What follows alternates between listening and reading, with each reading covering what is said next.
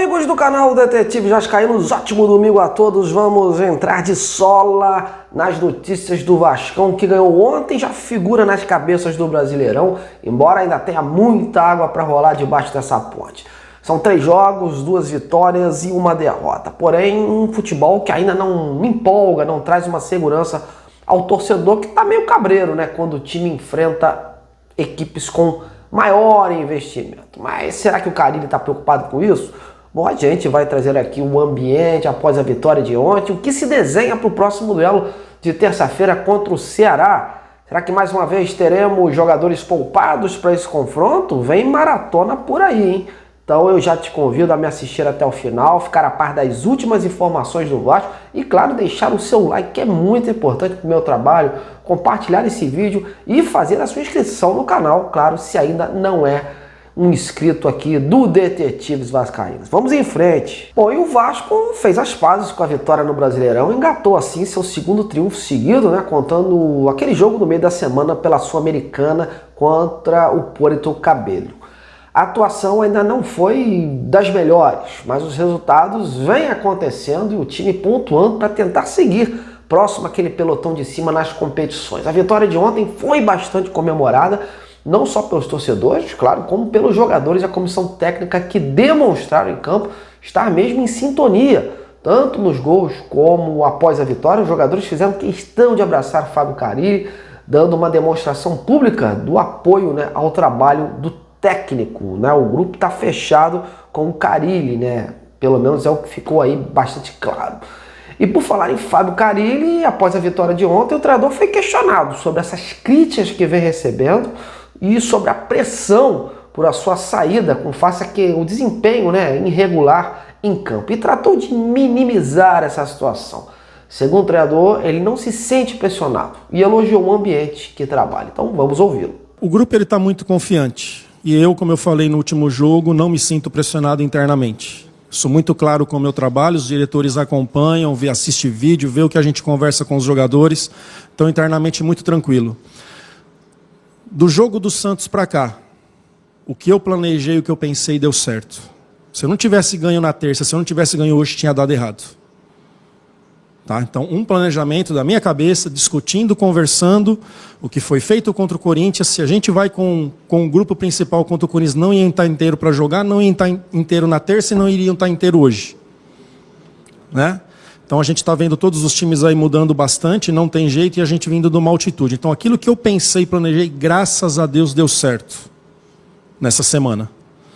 Se eu não tivesse dado, a responsabilidade é toda minha, mas graças a Deus deu certo. De 2020 para cá, você sabe quantos técnicos passaram pelo Vasco? Entre técnicos até o final de 24 e interinos, 23. E dos 23, nenhum teve vida fácil. Então, assim, muitas vezes não é o Carille, é quem tiver ali. Quem tiver ali, né? Que eu sei que tiveram um pouquinho mais de paciência, mas ainda teve problema, foi o Jorginho, que ficou 2 meses. Né, que ficou 2 meses, foi o que tiveram um pouquinho de paciência, mas mesmo assim teve problema. Né? Então, eu sei dessa impaciência da torcida, eu entendo e respeito. Né? Na hora que chegar aqui eu vou pegar e vou falar, tem que nos ajudar mais, que nem eu chego aqui hoje e agradeci, e vou agradecer mais uma vez. Muito obrigado, são muito importantes, faz muito parte dessa vitória, e tem que ser todo jogo assim para que nos tornamos cada vez mais fortes. O importante é a gente estar cercado aqui de pessoas que sabem o que a gente está fazendo. A gente faz reuniões todos os dias para discutir, para olhar, para falar, para olhar o jogo anterior para que a gente melhore, para olhar o adversário e já começar a levar informações para o adversário. Então, ali dentro, em nenhum momento assim houve dúvidas dentro do nosso CT. Sou muito claro com todos. Minha porta é aberta. As reuniões com os jogadores, entram várias pessoas que não são jogadores e acompanham. Né? Com isso, vamos ganhando confiança. Eles vão ganhando confiança numa linha de trabalho que tem que ter. E quem sabe, né, cara? A gente faz tempo que o Vasco não tem uma conquista grande. Quem sabe não seja com nós. Mas vamos trabalhar quietinho, dia a dia, né? Porque eu gosto desse negócio aí, cara. Negócio de título aí eu gosto. Pois é, mas vida de treinador, meus amigos, a gente sabe como é que é, né? O cara ganha uma, duas e depois perde uma ou duas ou engata uma sequência negativa e logo tudo volta à berlinda, né? Com notícias sobre uma possível saída. O trabalho do Carille segue monitorado de perto pela diretoria, mas claro que à medida que ele vai fazendo o time vencer, vai diminuindo sim a pressão sobre o seu trabalho e deixando de lado essa possibilidade de uma demissão. De qualquer forma, o Carille vai sendo avaliado jogo a jogo. E agora o técnico terá pela frente 2 jogos difíceis pelo Campeonato Brasileiro, né? O Ceará e o Flamengo. São 2 jogos aí que podem ter um peso importante sobre o trabalho do treinador, porque se perder, toda a pressão volta à tona. E se ganhar ou conquistar uma boa pontuação em ambos os jogos, o seu trabalho vai ganhando confiança e com isso tendo uma vida mais longa pela frente. Para o jogo contra o Ceará, fica a dúvida, né, se o Carille vai poupar grande parte dos atletas, como fez contra o Corinthians, ou não. Ontem ele se defendeu dessas críticas, dizendo que fez o certo, e que se o Vasco conseguiu os 2 bons resultados aí nessa semana seguidos, foi por conta dessa iniciativa que teve, né, de preservar os titulares lá em São Paulo. Ele não quis dar muitas dicas do que prepara, do que tem em mente. Disse que sua decisão vai ser baseada em jogo a jogo, que na segunda-feira, né, amanhã no caso, vai começar a ter uma ideia melhor dessa situação, porque terá um panorama, né, do nível do cansaço dos jogadores e da recuperação deles. Ele diz que neste momento ainda não definiu se vai poupar, mas que até segunda vai planejar aí o jogo contra o Ceará. Há os jogadores machucados aí, como o caso do Maurício Lemos, né? E outras situações, até porque o Vasco jogou ontem e viaja segunda-feira para jogar na terça. 4 dias depois, já tem um clássico pela frente, e onde o treinador espera ter uma equipe mais consistente.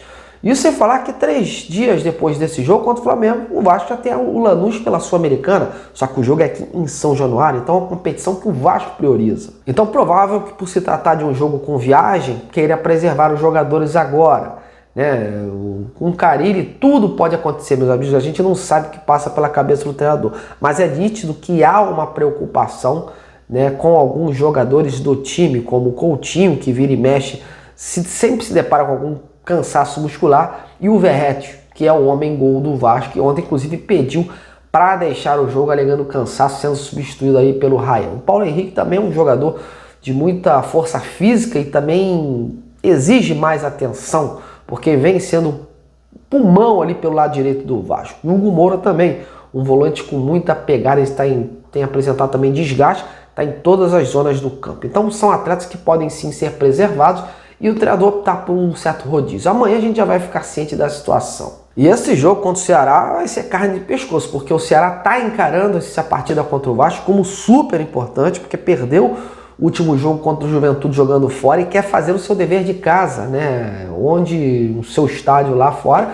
é forte. Então tendência de muita pressão o jogo de lá em Fortaleza e com correria, mas eles lá também vem convivendo com muitas lesões por conta do desgaste dos campeonatos que vem disputando simultaneamente. O próprio treinador deles, o Léo Condé, estava reclamando ontem dessa situação. E esse jogo aí vai marcar o reencontro do atacante Pedro Raul com o Vasco. O Pedro é artilheiro por lá e vem sendo aí uma das peças importantes do ataque do Vozão, como é chamado por lá o Ceará. Bom, meus amigos, antes da gente terminar, eu queria destacar aqui uma situação que a gente não pode deixar passar claro. Hoje é o dia que celebramos o nascimento do Roberto Dinamite, ídolo eterno dos vascaínos. Bob faz uma falta danada, uma falta enorme e obviamente estará eternamente nos nossos corações, né? Ontem foi feita uma justa homenagem a ele em São Januário e é um cara que realmente não podemos esquecer. Eu lembro saudosamente do meu primeiro autógrafo de um ídolo, né? E foi dele, Bob Dinamite, em 98. Na faculdade eu fiz questão de pedir numa participação que ele fez num programa de uma disciplina chamada Rádio Jornalismo. Até hoje guardo com carinho esse autógrafo e vou guardar para sempre, porque é uma lembrança viva dentro da gente. Para nós, você será eterno Dinamite. Bom, é isso, meus amigos. Amanhã a gente está junto de novo. Comente aí embaixo do vídeo as suas expectativas sobre esse jogo contra o Ceará. O que você está achando aí da engrenagem do Carille? E vamos juntos nessa. Aquele abraço!